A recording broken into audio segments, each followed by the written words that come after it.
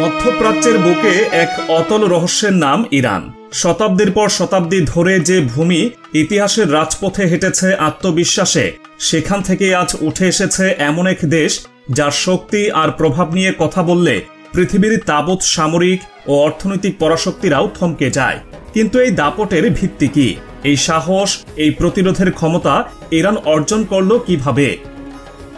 Iran, যার আয়তন 16,48,195 বর্গ কিলোমিটার, একাই 11টি বাংলাদেশের চেয়েও বিশাল, 9 কোটিরও বেশি জনসংখ্যার এই রাষ্ট্রটি এখন শুধু মধ্যপ্রাচ্যের নয়, আন্তর্জাতিক রাজনৈতিক অঙ্গনের এক অবিচ্ছেদ্য নাম। তার চারপাশে ঘিরে আছে আর্মেনিয়া, আজারবাইজান, আফগানিস্তান, পাকিস্তান, তুরস্ক, ইরাক সহ আরও 6টি দেশের সীমান্ত। আবার কাস্পিয়ান সাগর থেকে পারস্য উপসাগর অবধি তার নৌ প্রবেশপথ ছড়িয়ে আছে বিস্তীর্ণভাবে।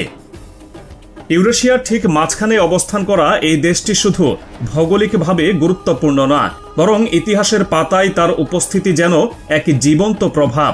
পারস্য সাম্রাজ্যের কেন্দ্রবিন্দু, যেখানে খ্রিস্টপূর্ব 6ষ্ঠ শতাব্দীতে গড়ে উঠেছিল এক বিশ্বজয়ী সভ্যতা। আজকের ইরান সেই প্রাচীন ধারারই উত্তরাধিকারী। কিন্তু বর্তমান বিশ্বের সামনে ইরান যেভাবে আত্মপ্রকাশ করেছে তা শুরু হয় এক রক্তাক্ত বিপ্লবের মধ্য দিয়ে। 1979 সালের ইসলামিক বিপ্লবের এই একটি ঘটনা শুধু পারস্য সাম্রাজ্যের সমাপ্তি টেনে আনেনি, বিশ্ব রাজনীতির একেবারে হিসাব নিকাশও পাল্টে দিয়েছে। এই বিপ্লবের নেতৃত্বে ছিলেন আয়াতুল্লাহ খামেনি। তার নেতৃত্বে ইরান পরিণত হয় একটি ইসলামিক প্রজাতন্ত্রে, যার ভিত্তি ইসলাম, আর পেছনে হাজার বছরের শিয়া পরিচয়। এই পরিচয় ইরানকে এক আদর্শিক শক্তি হিসেবে পরিণত করে, যা লেবাননের হিজবুল্লাহ হোক কিংবা গাজার হামাস, প্রতিটি জায়গায় প্রভাব বিস্তার করে। রাজধানী তেহরান, জনসংখ্যা প্রায় 1,68,00,000। এটি শুধু ইরানের রাজনৈতিক, অর্থনীতি, শিল্প, সংস্কৃতি আর সামরিক শক্তির কেন্দ্রস্থল। ইরানের ভূপ্রকৃতি যেমন বৈচিত্র্যময়, তেমনি তার ক্ষমতার উৎসও বহুস্তর বিশিষ্ট। এই দেশের একদিকে আছে দাস্তি লুত, যেখানে 2005 সালে পৃথিবীর ইতিহাসের সর্বোচ্চ তাপমাত্রা রেকর্ড করেছিল নাসা, 70.7 ডিগ্রি সেলসিয়াস। অন্যদিকে আছে দাস্তি কাভির লবণাক্ত, শুষ্ক অথচ রহস্যময়ভাবে ইরানের পরমাণু প্রকল্পের সম্ভাব্য গোপন আস্তানা হিসেবেও সন্দেহের কেন্দ্রে। আর এখানেই লুকিয়ে আছে ইরানের এক অবিশ্বাস্য বৈশিষ্ট্য, ভূপ্রকৃতির ব্যবহারে প্রতিরক্ষা কৌশল। কথিত আছে ইরানের ভূগর্ভে এমন কিছু শহর রয়েছে যেগুলো পারমাণবিক হামলার মধ্যেও টিকে থাকার মতো সক্ষম। এই গোপন শহরগুলো প্রযুক্তি আর ইতিহাসের এক বিস্ময়কর সংমিশ্রণ, যার অস্তিত্ব ইসরায়েল ও আমেরিকার কাছে এক বিশাল দুশ্চিন্তার নাম। ইরানের মাটির নিচে তৈরি করা হয়েছে এক অভাবনীয় পানি ব্যবস্থাপনা প্রযুক্তি কানাত। মরুভূমির মধ্যেও এই ব্যবস্থা মানুষকে দিয়েছে কৃষিকাজের সুযোগ। আজকের দিনে সেই একই দেশ ক্লাউড সিডিং এর মতো আধুনিক প্রযুক্তি ব্যবহার করছে খরা মোকাবেলায়। এমনকি সৌরভিত্তিক নিজস্ব ক্যালেন্ডার ব্যবহার করে তারা বিশ্বের আর সব জাতির চেয়ে পৃথক অবস্থান নিয়েছে। এই সবকিছুর পেছনে যে মূল ভিত্তি, সেটি হলো প্রাকৃতিক সম্পদ। তেল, গ্যাস, লোহা, ইউরেনিয়াম, স্বর্ণ, যে পরিমাণ সম্পদ এই দেশের বুকে লুকিয়ে আছে তা কল্পনার বাইরে। বিশ্বের দ্বিতীয় বৃহত্তম প্রাকৃতিক গ্যাসের মজুদ আর বিশাল তেল রিজার্ভ ইরানকে এমন এক অর্থনৈতিক শক্তিতে পরিণত করেছে যা একদিনেও ধ্বংস করা সম্ভব নয়। হরমুজ প্রণালী, এই একটি সমুদ্রপথ দিয়ে বিশ্বের 1/4 তেল এবং 1/3 এলএনজি সরবরাহ হয়, আর সেটি ইরানের হাতে থাকায় গোটা বিশ্বের অর্থনীতি এক চুলো নড়ে উঠলেই তার কম্পন লাগে এই প্রণালীতে। এমন পরিস্থিতিতে ইরান যখন বলে আমরা হরমুজ প্রণালী বন্ধ করে দিতে পারি, তখন ওয়াশিংটন থেকে লন্ডন পর্যন্ত সব থরথর করে কাঁপে। কারণ একবার হরমুজ বন্ধ মানেই তেলের দাম হুহু করে বেড়ে যাওয়া, গ্লোবাল জ্বালানি সংকট, মূল্যস্ফীতির ছোবল এবং রাজনৈতিক অস্থিরতার নতুন ঢেউ। আর এটাই ইরানের গোপন দাপট। তার ভূ অবস্থানই তাকে বানিয়ে দিয়েছে একটি চলমান হুমকি ও সম্ভাবনার উৎস। সামরিক দিক থেকেও ইরান যে কোনো পাশ্চাত্য দেশের চেয়ে দুর্বল ভাবলে ভুল হবে, কারণ তারা শুধু সামরিক শক্তিতে নয়, আদর্শিক জোটে বিশ্বাসী। হিজবুল্লাহ, হামাস, ইয়েমেনের হুথি, সিরিয়া, ইরাক, সবখানে আছে তাদের প্রভাব, তাদের অস্ত্র, তাদের পরামর্শ। ইরান বুঝে গেছে যুদ্ধ শুধু অস্ত্রে জয় হয় না, আদর্শের আগুন দিয়ে শত্রুর ঘরেও আগুন লাগানো যায়। এদিকে যুক্তরাষ্ট্রের সাথে তাদের সম্পর্ক এক কথায় শত্রুতা। 1979 সালের বিপ্লবের পর কূটনৈতিক সম্পর্ক সম্পূর্ণ ছিন্ন হয়। সেই থেকে শুরু হয় নিষেধাজ্ঞা, হুমকি, বাণিজ্যিক অবরোধ। কিন্তু ইরান কেবল টিকে থাকে না, বরং দিন দিন আরও শক্তিশালী হয়ে ওঠে। 2025 সালে ডোনাল্ড ট্রাম্প যখন মধ্যরাতে ইরানের 3টি পারমাণবিক স্থাপনায় বিমান হামলা চালান, তখন আন্তর্জাতিক সম্প্রদায় স্তব্ধ হয়ে যায়। কিন্তু পরদিন দেখা যায় ইরান পাল্টা ক্ষেপণাস্ত্র ছুড়েছে এবং মার্কিন ঘাঁটিগুলোর উপর লক্ষ্য করে হামলা চালিয়েছে। এই প্রতিক্রিয়া দেখিয়ে ইরান আবারও প্রমাণ করে তারা দমবার জাতি নয়, তারা প্রতিরোধে বিশ্বাসী। আজকের ইরানের বন্ধুর তালিকায় আছে চীন, রাশিয়া, উত্তর কোরিয়া, পাকিস্তান, সিরিয়া, লেবানন, যারা প্রত্যেকেই নিজ নিজ অবস্থান থেকে বিশ্বের শক্তির পালাবদলের খেলায় অংশ নিচ্ছে। আর এই জোট পশ্চিমাদের চোখে এক দুঃস্বপ্ন, কারণ ইরান আর একা নেই। তাদের পেছনে এখন আছে বিকল্প বিশ্ব ব্যবস্থা গড়ে তোলার শক্তি। এইভাবে যখন একটি রাষ্ট্র ভূগোল, ইতিহাস, প্রযুক্তি আর আদর্শকে একই সুতোয় বেঁধে শক্তিরূপে রূপান্তরিত করে, তখন সেটি শুধু একটি দেশ থাকে না, হয়ে ওঠে এক ঐতিহাসিক বর্ণনার কেন্দ্রে। আর ইরানের শক্তির রহস্য এখানেই। কিন্তু শুধু খনিজ সম্পদ, সামরিক শক্তি বা আদর্শিক অবস্থান নয়, ইরানের ভেতর আরেকটি শক্তি কাজ করে, তা হলো এর সাংস্কৃতিক ও মানবিক ঐতিহ্য। এই দেশে জন্ম হয়েছে অসংখ্য জ্ঞানতাপস, বিজ্ঞানী আর কবিদের, যাদের নাম উচ্চারিত হয় সম্মানের সাথে। ওমর খৈয়াম, যিনি একাধারে গণিতবিদ, জ্যোতির্বিজ্ঞানী এবং কবি। আল-খাওয়ারিজমি, যার নাম থেকে অ্যালগোরিদম শব্দের জন্ম। ইবনে সিনা, যিনি চিকিৎসা বিজ্ঞানে যুগান্তকারী অবদান রেখে গেছেন।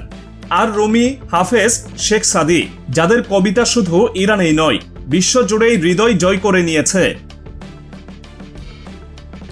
এই সাংস্কৃতিক গভীরতায় ইরানকে একেবারে আলাদা করে তুলেছে অন্য দেশগুলো থেকে। দেশটির প্রতিটি শহর, প্রতিটি মসজিদ, প্রতিটি বাজার যেন ইতিহাসের জীবন্ত চিত্র।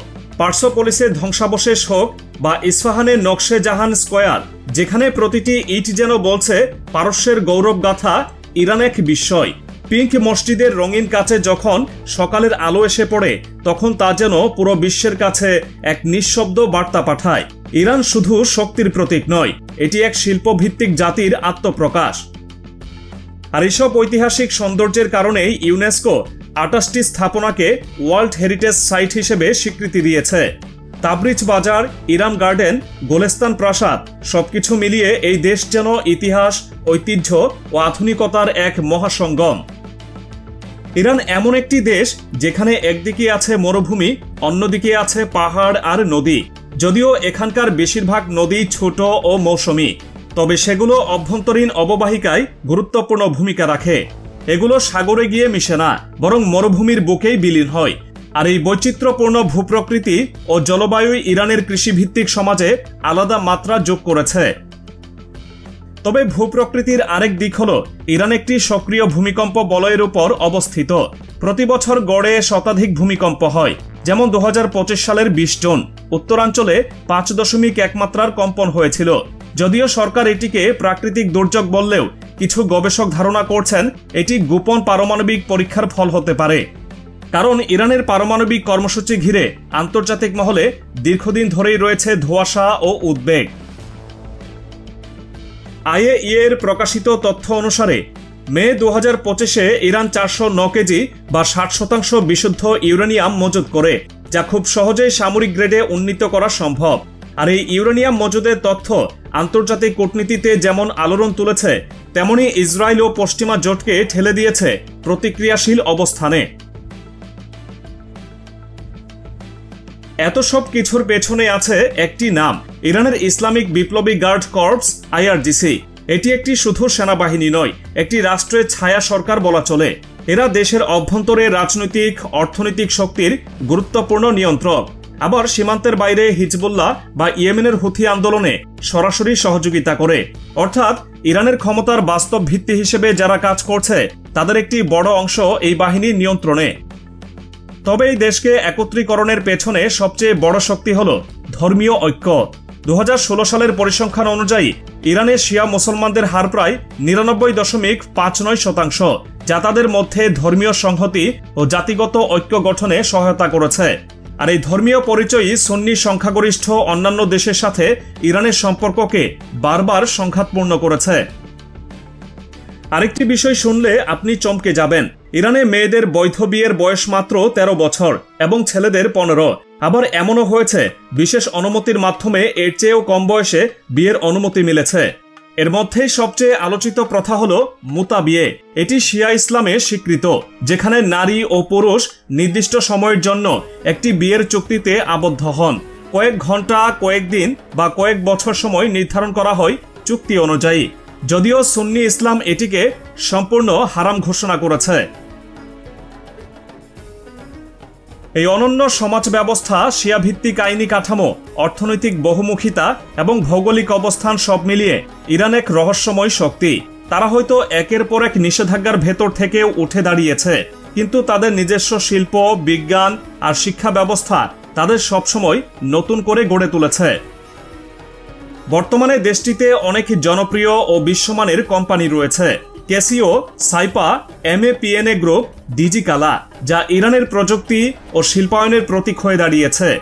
অবশেষে ইরানকে বোঝার জন্য শুধু এর পরমাণু কর্মসূচি বা সামরিক শক্তিকে বিচার করলেই চলবে না, এটিকে বুঝতে হবে একটি সভ্যতা হিসেবে, যার শিকড় প্রথিত আছে ইতিহাসের গভীরে, যার কণ্ঠে উচ্চারিত হয় আত্মমর্যাদার ভাষা, আর যার চোখে জ্বলছে স্বাধীনতার স্পষ্ট প্রতিচ্ছবি। এই কারণে আজ ইরানের কথায়, ইরানের চাহনিতে, ইরানের অস্ত্র ভাণ্ডারে বিশ্বের বড় বড় রাষ্ট্রগুলো কেঁপে ওঠে। কারণ ইরান শুধু একটি রাষ্ট্র নয়, এটি এক চিন্তা, এক চেতনা, এক অহংকার, যা কখনো মাথা নত করে না।